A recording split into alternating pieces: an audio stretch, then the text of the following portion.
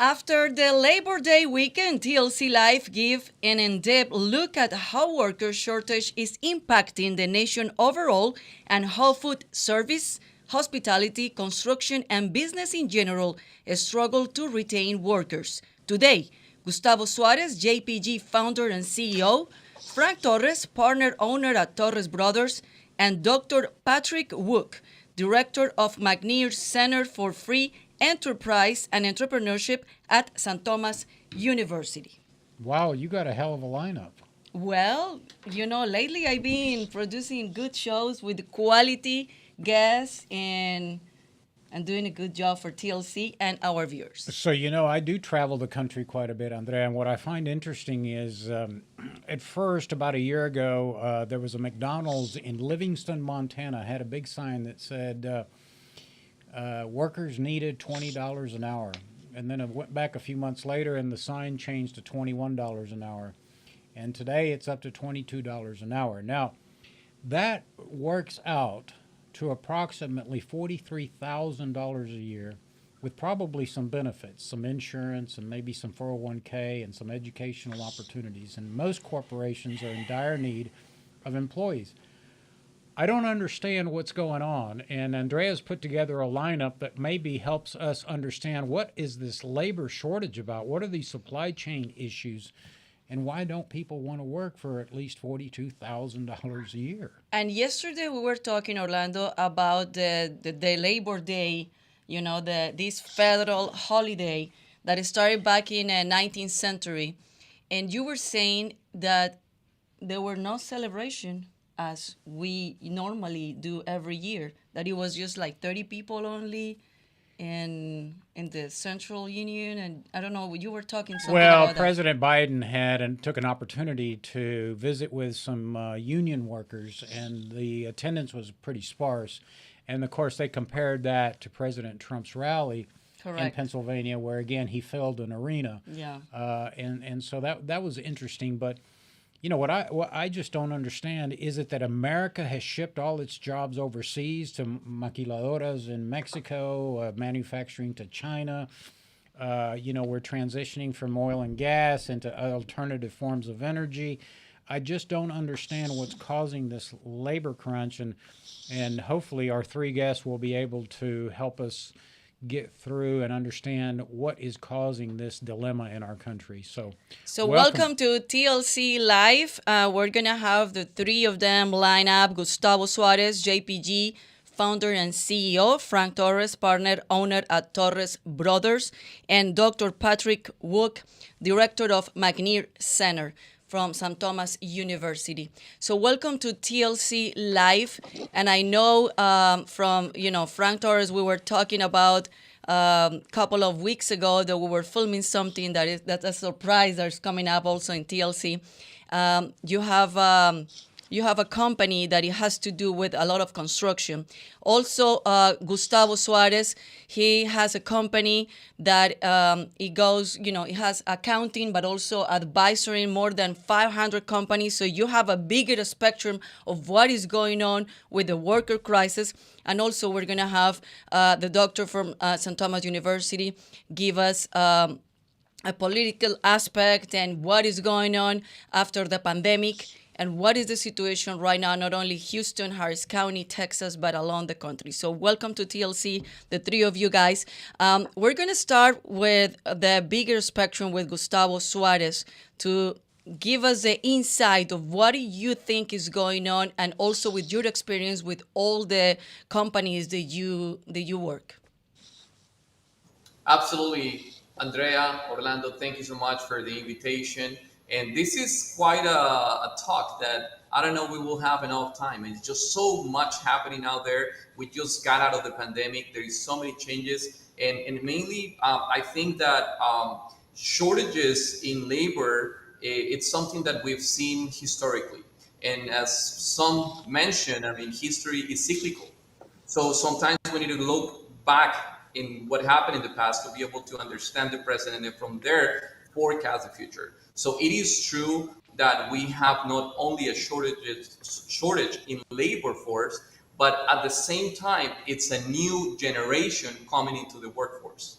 So the challenge is not just that we don't have enough people that want to work, but is the challenge comes into, do we understand the new generations? We hear complaints all the time that employees are always on their phone. I mean, but it's just part of the norm. So the question is, how do we understand the demographics? What do we have to offer as employers, and how do we fill the gap to make sure that our economy keeps moving forward?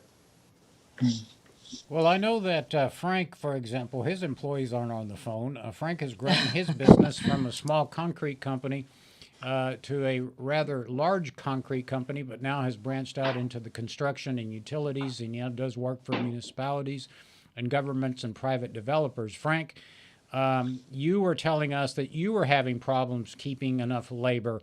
Your guys aren't on the phone. I mean, this is traditional work. It's good work, but you need craftsmen, folks that know how to, lay foundations and do piping work. Are you experiencing this difficulty, and what do you attribute it to? Good morning, Andrea. Good morning, Orlando. Yes, definitely is getting crazy every day for us, especially getting people to do the right work. Because it's sometimes it's easy to hire people, but if they don't have the experience, it's gonna be harder, to do the job.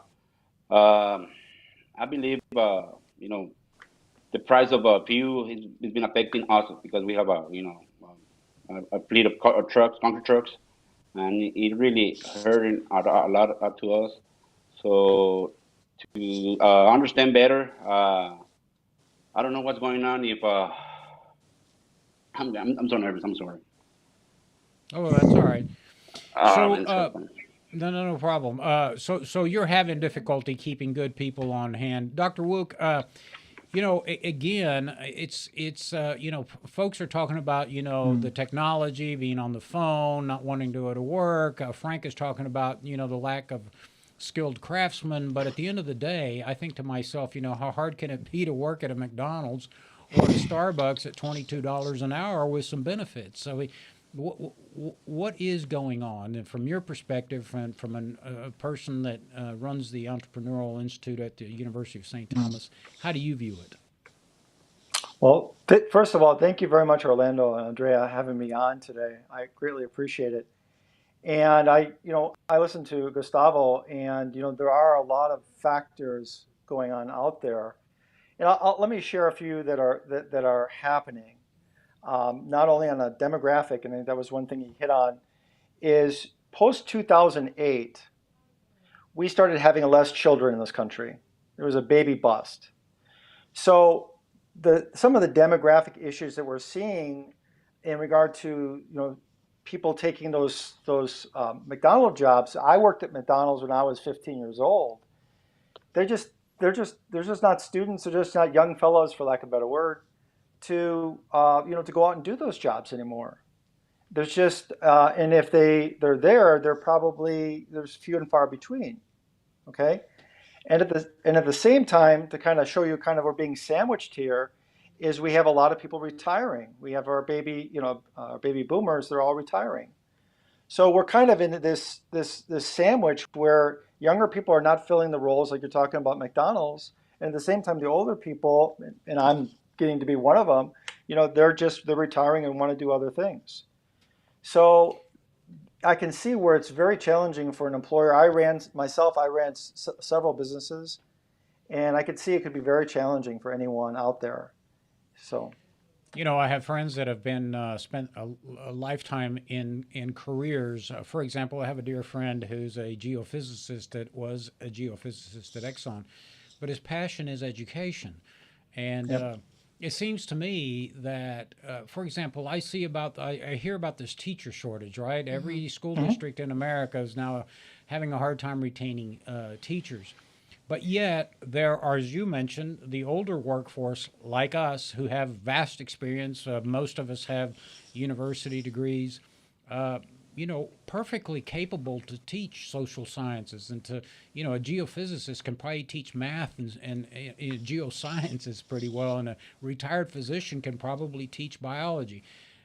I don't understand. what it is about the workforce, the corporate world, that can't make the adjustments necessary. And we're living longer. While you say the demographics are changing, I agree with that because, my friend over at Rice University, the sociologist says that, we're just not producing enough babies. That's correct. Absolutely. But yet we're living longer. And so those of us that are retiring, maybe from a career in Exxon or, the airline industry, we could move on to other things like education. What's preventing us from doing that? And that's an excellent question, and I appreciate you asking, Orlando. The challenge is not the fact that people can move on to education. I 100% agree with what you're saying. It's just we don't have the young people to teach anymore.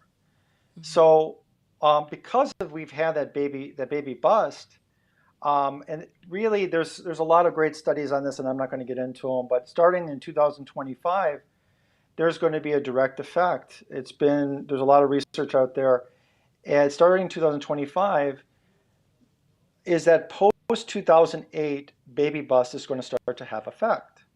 And so all those people who would have been born during that period of time and would be entering in as college age or high school age, they're just not going to be there. And because there's been significant cutbacks over the last, I would say, and I don't have the exact numbers in front of me, but over the last 5 years in educational spending by the state governments, a lot of universities like ourselves, we receive little to no federal funding, or state funding. We don't receive any federal funding for our programs, and so our running of our institutions comes from students. So if you have less students, that means you can't hire. You're holding on to the professors that you have, or you can't hire and you can't hire new professors. So I 100% agree. We have the knowledge. We have a lot of knowledgeable people out there who are older. I just don't think we have the facility to hire them because we just don't have the students to teach. Is this a domestic problem, or is Europe experiencing the same thing? I know the population in Europe, for example, marriage rates are down, probably, families procreating, and I think even my family. Talk about descendants. I descended from the Canary Islands of Spain, but at one point, I think Spain and Italy were actually advertising to pay families to move to their countries. I mean, is this a problem just in America, or is it worldwide? It's an excellent question, and I appreciate you asking, Orlando. And you're 100% right. It's a worldwide problem, and it's been going on for quite a bit. If you look at Spain and Japan, who've kind of, I don't want to say led the world, but they're really some of the most net older population in the world. They have significant issues. You have countries in the Nordic countries, Sweden in particular, and I don't remember the exact numbers, but they're, as you said, Orlando, they're paying people. This is a little bit different than you said, but they're actually paying people to have children. So this is a significant problem, as you pointed out, across the world. And I don't know what the answer is. I mean, it's challenging. I want to go with Gustavo on your thoughts about this, but also tell us about what is the role in technology has to do with also this problem. Well, thank you, Andrea. I think you just read my mind, and it's fascinating the conversation that I'm able to hear today here. I think as a whole in the economy, either that it's local or national, we have the phenomenon of a decentralized workforce, and what that means is that we do have a pool of labor out there that is eager to work, that is eager to be part of a workforce, and of course be part of that consumer base that will push and drive this economy forward. And there is also the employers who are looking for those employees to be part of the organizations. So it's a decentralized conversation, and I think technology is one of those tools that can facilitate and enable the conversation to connect the employer and the employee. And then, I want to take a step back, and it goes back to education, to continue on the prior thoughts, to where we don't have enough tools out there to educate the newcomers to educate the retirees in order for them to be an active part of the economy and be part of the workforce. Orlando, I cannot agree with you more that we have a pool of retirees, highly talented, 65, 70, 75. My dad is 68, and it just breaks my heart to see that he is at home just waiting for next day to happen. And they can Yeah. definitely bring that new generation of workforce into the workforce, guide them, mentor them, coach them, so we can all have a better ecosystem. So understanding the ecosystem, being intentional in the digital transformation, using technology as an enabler, I think that can be something that will play a significant role in the challenge that we have in the labor force. Yeah. And another thing that I'm seeing, Gustavo, and having you have young kids, and I have teenagers that they're about to graduate from high school. I think the traditional education is not preparing these kids for the world that we're seeing right now and for the future. So it has to be something that it change at at the political level, at the educational system, that it has to be changed to modify this traditional education and prepare these kids better for the real world. Well, I'll tell you, the worst thing that could happen in the free enterprise system and in our capitalist system is get government and policymakers involved in the free market. Well, but You it is what it is. That's I mean, the worst thing. But I don't understand that question. Maybe you can clarify it, because your children go to a great private school. Yeah. They're getting a premier education. They're Yes. learning physics, and they're learning They're- calculus, and they're correct. learning advanced algebra Correct. and biology and chemistry and all the AP courses. They're preparing them for a world-class college. So I don't understand what that means, that the education system isn't preparing the young people for the future. I don't think it's enough technology available in the schools. And I'm telling you, I'm seeing my kids and I'm seeing the real world. And when they come and asking me some questions like, okay, this is not being taught at the school, but maybe Dr. Wook can answer better that. Or I mean, I agree with you. My daughter doesn't know what a turntable is or a record player, but she certainly can download music on Pandora and Yes. Spotify and all those other things. But is she right, Dr. Wook? Is there a disconnect between primary, secondary education and preparing people for the workforce? Well, that's a very large topic, and I don't know if I can speak on that larger topic, but I can speak on what I'm doing, and I can speak on to what Andrea's talking about as well.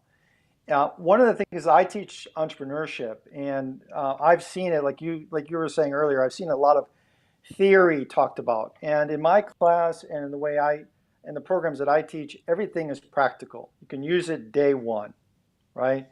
Pitching, talking to people, creating commercials so you can promote your business. Everything is designed to use day one. And I think that's one thing that I think we're hitting on, is we need to be teaching practical things that can be used day one in school. And going back, I think to Gustavo had on a great point, and if you don't mind, I'm going to talk a little bit about mentoring. We have this huge amount of older people, I being one of them, and they're out there, they're a great resource. And I think one of the things that we need to do is really open up mentoring. There's a great program by the SBA called SCORE. I'm a member of SCORE. 100%, anyone out there in the audience who's listening to this who wants to be a part of, creating that change, being a part of, the community, still being part of business, look up SCORE. It's just spelled as the way, SCORE. Look it up, sign up, be a part of it. Houston SCORE is one of the most dynamic, amazing groups. Sign up. It's a great way of being a part of, bringing your knowledge back into the community. And if I may say one last thing, and going back to Andrea's point, is if we can find a way to bring or have small business to be a part of our education, I don't want to say like internship is kind of a way that we do it now, but even having a voice in how we educate, I recommend, and I ask any person in the University of St. Thomas, any person in the community, reach out, reach back to your alma mater and say, hey, I'm hiring people. I'm a small business. I'm hiring people, and I want to be a part of, how you do the program. I want to maybe find a way to be a part of how do we train and educate people. Mm-hmm. And so once small business start to get involved, start to, reach out, that's when educators start to go, hey, start to listen and say, hey, what do you need? What are the skills you need? And it's when you bring those two forces together, that's when we have the magic that we're looking for. And I think that's what Andre is looking for. So One of the things that's always fascinated me, I've always been keen on education because I think that's the road to success in this country. But we have the third largest school district in the United States here at HISD. It's our biggest tax producer. In other words, when you pay property taxes, the biggest chunk of your property taxes go to support your local school district. And yet we have failing schools. The school that Barbara Jordan attended is a failing school. It has been for years under the State Board of Education, and it's on the radar of the Education Commissioner. In fact, there's litigation about whether or not the state's going to take over. But I've always been fascinated by, as you're driving down Texas highways, you'll see signs that says adopt a road, right? And there are corporations, organizations, the Boy Scouts, or maybe a corporate good citizen will adopt a section of a Texas highway to beautify and improve that section of the highway. I've often wondered, why can't corporations adopt a school and take a failing school in an urban area and make sure those kids have a bright future? I just, have we lost our ability to be creative? that's a brilliant question. I don't think we've lost our way to be creative. I think for some reason, for a long time, we've had a hands-off approach. And I think that I don't want to get everyone calling me tomorrow, but I think in a step-by-step manner, we need to get back to what you're saying. We need to have that adopt a highway. We need to say that I'm going to be committed, and I'm going to make time, like Gustavo says, I'm going to make time for my alma mater. I'm going to make time to make sure people, I've got some time, I've got some effort. I want to make sure not only I'm being heard, but that I'm a part of the solution, not the problem. What is your thoughts, Gustavo? Well, so just to give you one example, I was having a conversation with a friend in California, Silicon Valley, heart of technology, and we were talking about our kids' education, and he mentioned, Gustavo, please make sure that your kids learn how to code in Python, the basics. And I said, well, thank you so much for the recommendation. And what are they teaching to your kids here? He mentioned that it is mandatory in middle schools for kids to learn how to code in Python. So I think the moment that we give and we allow ourselves to have a mind shift, to understand the past, to understand data, to understand history, then we will be able to have moments to where we truly understand the power of a global economy. Whether we like it or not, we were the organization that, in a way, we felt ashamed to have global talent and to leverage global resources. Meanwhile, the biggest accounting firms in the world have been doing it for 4 generations. Now small businesses, thanks to technology, have access to enable global economy. And the first misconception is we're going to lose American jobs. That is not true. That is not true, because the US and Americans, we are the ones creating the technology. Just one kid, 27-year-old kid in Silicon Valley, created during the pandemic a company that got a $1.2 billion valuation within a time frame of 12 months. The US controls the technology conversation in the world, but we need the world to be able to fill all of these economic gaps that can, at the end, push the US economy forward. So it's just, again, it's the same thing that has happened in the past. We now convert it into, instead of an industrial revolution, now we're talking about a digital transformation.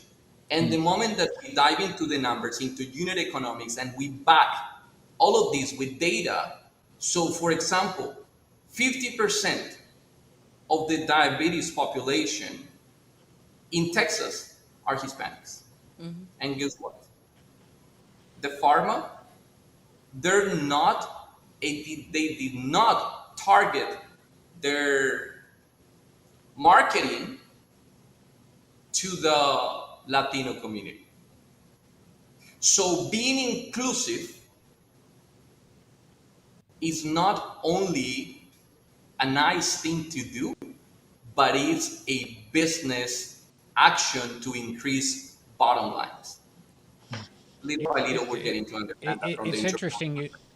It's interesting you say that, Gustavo, because as a matter of public policy, we began a quest about a year ago to get elected officials at the national level and at the state level to start directing some policy decisions to addressing the crises in the type 2 diabetes and the obesity crises in the state of Texas. While, it's one of the most undiagnosed ailments in our society, but untreated in 10, 15, 20 years, it leads to serious and, let me just add, expensive medical problems for society. And so I couldn't agree with you more that only has pharma not worked properly, but public policy hasn't worked. I had a conversation with our agriculture commissioner who has 3 responsibilities in Texas: public education, nutrition, promoting agriculture in Texas, and controlling weights and measurements. And I said to him, Sid Miller is his name, I said, Commissioner, you ought to be at the Texas Medical Center, at Texas Children's Hospital, at the endocrinology department, holding a press conference announcing this crisis and efforts to combat it. And so it's tough to move that, but I'm glad you mentioned that. That's a real disconnect and an expensive public policy failure, in my opinion. Well, call to action before we go off the air, because time is in timing in television, and time in the show is also Yeah. Well, real quick before we go off the air, because I wanted to bring this in because I mentioned it early on, the supply chain. So I'm assuming you guys all agree that the labor shortage is creating a negative effect on the supply chain. For example, I was talking to Frank, and Frank is having difficulty getting aggregate in the concrete business, PVC piping, just materials so that he can fulfill his contracts. Is that still the case for you, Frank? Are you having a hard time getting materials? We're still having a hard time to get gravel, cement, especially cement that is coming from overseas. Everything is related to fuel. Everything is related to something. But here in town, here in Houston, it's affecting us. It's affecting my company. It's affecting my family. Everybody here. My So, Dr. contractors Wook, my contractors are getting uh, they are the ones who having more trouble to get the materials to do yeah. their jobs. So Professor Wook, I'm assuming that labor shortages exacerbate the supply chain situation as well.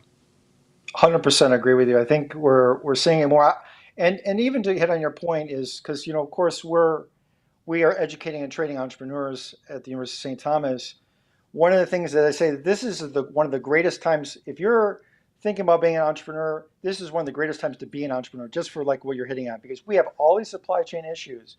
Wouldn't this be a great time to bring those jobs back, bring them back to America here in Texas? So you wouldn't have to get your concrete from abroad to Asia or whatever. You could have it here, right next door. You can go talk to your supplier. This is a great time. So any Texaner out there, this is the time to do it. Start those jobs. Sorry, I just had to plug it because it's so important. Well, good advice. great. Well, call to action. We're gonna start with Gustavo, then Frank, and then Dr. Wook.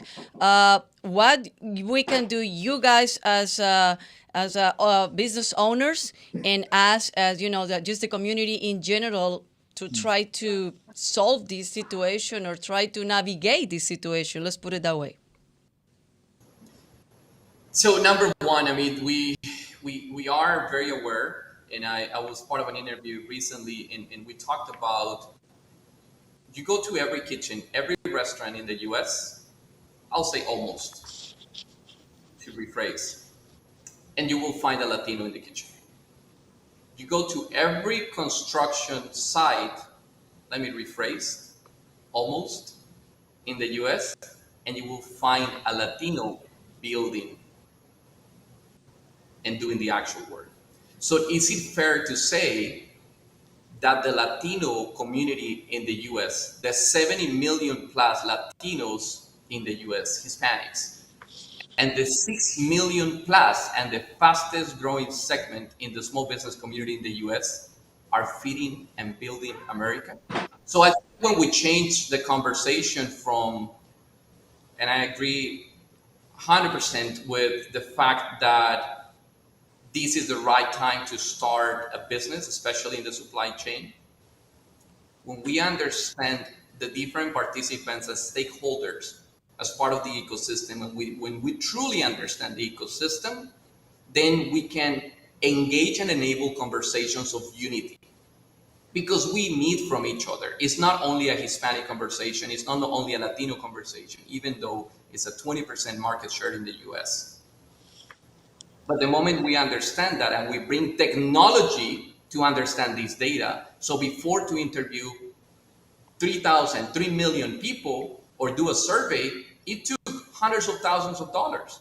Today, there is technology, artificial intelligence, like this, 2.4 million samples. And you gather the conversations that are happening from digital platforms to get the answers that you need. Understanding technology, understanding the participants part of the ecosystem, I think that we can see a meaningful magic in terms of what can happen to the US economy today. Frank? Well, now these days, all the future they want to be how they call influences. We don't. I don't see I don't think we're gonna have doctors, teachers, you know, because everybody wants to be an influencer. Yeah. So that's really hurting it. I think my industry. But yeah, like Mr. Sanchez said, I'm pretty agree with him what he's saying. Dr. Wook? I think Frank hits on a great point. There's a lot of people out there who want to be influencer. God knows And I I think, do. and I think the best way we could be influencers, us in the education, is to listen more to small business, listen more to the community, and really teach those practical skills to empower. So when students come out of school, no matter what level of education, they have the tools to achieve and start businesses or work for others. I think let's be more mentors and influence in the right way. Yeah. Fascinating program. Thank you all for taking time out of your busy day to be with us, Dr. Wook and Frank Torres and Gustavo Suarez. Best of luck. Hope to have you on the show again. Go out and go make a couple billion, okay? So you can become a bigger taxpayer. All right, Andrea. So Well, that's the thank you conclusion so much, of the everybody. show. Good things are happening, as you said. We've got some surprises coming. I can tell the public and our donors and those of us that follow us on social media, we have finished the production of our much anticipated television commercials, and we hope to share those with you in the coming days. I've had the pleasure of being on Newsmax, the national news desk. So I'm becoming Mr. Worldwide. Your right? ego is getting Well, bigger and it's- bigger it's and not bigger. about- Big O. Let me tell you something. Now it's real big O. It's not about the ego because God knows I tell people all the time I don't need to see my name on the marquee anymore. I've already done what I need to do. But I think, as we were talking about mentorship, I think the future of our country, the future of our state, the importance of civic participation in the electoral process is more important each and every day. People, again say, and I still hear this, why should I vote? It doesn't make a difference.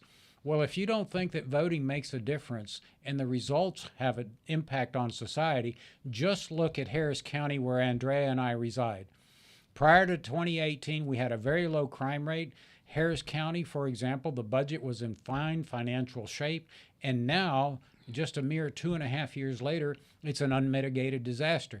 The crime rate is out of control. The adjudication process at the Criminal Justice Center is not working. Cases are backlogged. People aren't getting their day in court. The budget is a disaster. There's talk about defunding our law enforcement and protecting our neighborhoods. Our infrastructure lacks attention. We have a lot of deferred maintenance, and yet they want to raise taxes to the maximum. And so, yes, elections, and particularly local elections, do have consequences. So that's what I want to do. I want to be a mentor in getting people to participate in the political process. And as we all know, given the state of Texas, population is 40% Hispanic, and Hispanics generally and historically have had a low participation percentage in the political process. We want to encourage more young Hispanics to get involved in the political process, but we want the general population to register and vote and have a voice. And to go and vote, you need to be registered, and the deadline for register to vote is October 11. And remember, November 8 are the elections day. We have here in Texas early voting. I always vote early because you never know what can happen on November 8 on the day of the election. So I encourage you first to register to vote if you haven't done yet. All right. We will see you next week. Thanks for tuning in. God bless, and God bless Texas. And visit TexasLatinoConservatives.com, TexasLatinoConservatives.com, and become a member, only $35 a year, and help us to help us. See you guys next Wednesday. Nos vemos el próximo miércoles. Chao, chao. Hasta luego.